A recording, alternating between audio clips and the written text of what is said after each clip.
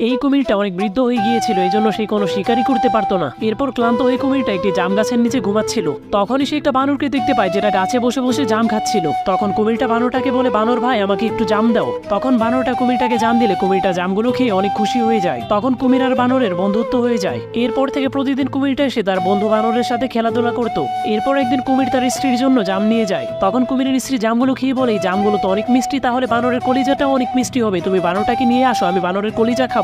তখন কুমিরটা বানরের কাছে গিয়ে বলে, বানর ভাই আমার স্ত্রী তোমাকে আমার বাড়িতে দাওয়াত দিয়েছে। তখন বানরটা খুশি হয়ে কুমিরের পিঠে চড়ে কুমিরের বাড়িতে যেতে লাগে। নদীর মাঝখানে গিয়ে কুমিরটা বানরটাকে বলে, আমার স্ত্রী তোমাকে দাওয়াত দেয়নি, আমার স্ত্রী তোমার কলিজা খাওয়ার জন্য তোমাকে আমার বাড়িতে যেতে বলেছে। তখন বানরটা চালাকি করে বলে, আমি তো আমার কলিজাটা জাম গাছে ঝুলিয়ে রেখেছি।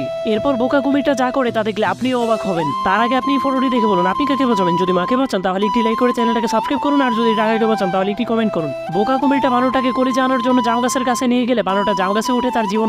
একদিন একটা পাখি একটি খাঁচার মধ্যে বন্দী হয়েছিল। এরপর পাখিটা তার ঠোঁট দিয়ে খাঁচার দরজাটা খুলে সেখান থেকে পালিয়ে যায়। তখন পাখিটার অনেক ক্ষুধা লেগেছিল, এই জন্য পাখিটা একটি আম গাছে বসে আম খেতে শুরু করে। এরপর সে একটি হাতিকে গাছের নিচে বসে ঘুমাতে দেখে। তখন পাখিটার মাথায় একটি আইডিয়া আসলে পাখিটা উড়ে গিয়ে হাতির মাথার উপরে বসে পড়ে। এরপর পাখিটা হাতির মাথায় বসে হাতিটাকে ঠুকরাতে শুরু করে দেয়, যার কারণে হাতিটার ঘুম ভেঙে যায়। তখন হাতিটা রেগে গিয়ে বলে, পাখি ভাই প্লিজ আমাকে ডিস্টার্ব করো না। কিন্তু পাখিটা কোনো কথাই শোনে না। পাখিটা আবারও গিয়ে হাতিটাকে ডিস্টার্ব করতে থাকে। তখন হাতিটা ভাবতে থাকে এই পাখিটাকে উচিত শিক্ষা দিতে হবে। এটা বলার পর হাতিটা সেখান থেকে চলে যায়। তখন হাতিটা একটি নদীতে নেমে পুরো শরীরটা পানিতে ডুবিয়ে মাথাটা উপরে রেখে বসে থাকে। হাতিটা জানতো যে পাখিটা তাকে আবারও বিরক্ত করতে আসবে। ঠিক তখনই পাখিটা হাতিটাকে বিরক্ত করার জন্য সেখানে চলে যায়। এরপর পাখিটা হাতিটার মাথায় বসলে হাতিটা পাখিটার সাথে এমন একটি কাজ করলো যা দেখলে আপনি অবাক হবেন। কিন্তু তা দেখার আগে আপনি এই ফটোটা দেখে বলুন আপনি কাকে বাঁচাবেন। যদি মাকে বাঁচান তাহলে একটি লাইক করে চ্যানেলটাকে সাবস্ক্রাইব করুন, আর যদি টাকাকে বাঁচান তাহলে একটি কমেন্ট করুন। এরপর হাতিটা তার সুর দিয়ে পাখিটাকে পানি মারে। তখনই পাখিটা পানিতে ডুবে যাচ্ছিল, কিন্তু হাতিটা অনেক দয়ালু হওয়ার কারণে পাখিটাকে।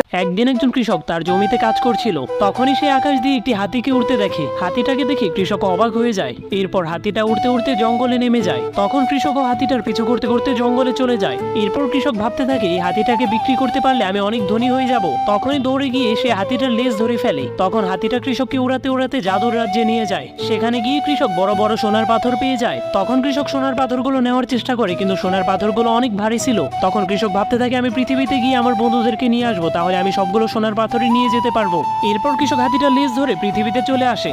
এরপর কৃষক তার বন্ধুদের কাছে যেয়ে বলে আমি তোমাদেরকে স্বর্ণের রাজ্যে নিয়ে যাব। এটা শুনে তার বন্ধুরা যাওয়ার জন্য রাজি হয়ে যায়। তখনই তার হাতিটাকে দেখে হাতিটার লেজ ধরে ফেলে। এরপর হাতিটা তাদের সাথে এমন একটি কাজ করে যা দেখলে আপনিও অবাক হবেন। তার আগে আপনি এই ফটোটি দেখে বলুন আপনি কাকে বাঁচাবেন। যদি মাকে বাঁচান তাহলে একটি লাইক করে চ্যানেলটাকে সাবস্ক্রাইব করুন, আর যদি টাকাকে বাঁচান তাহলে একটি কমেন্ট করুন। এরপর হাতিটা রেগে গিয়ে তাদের সবাইকেই ফেলে দেয়।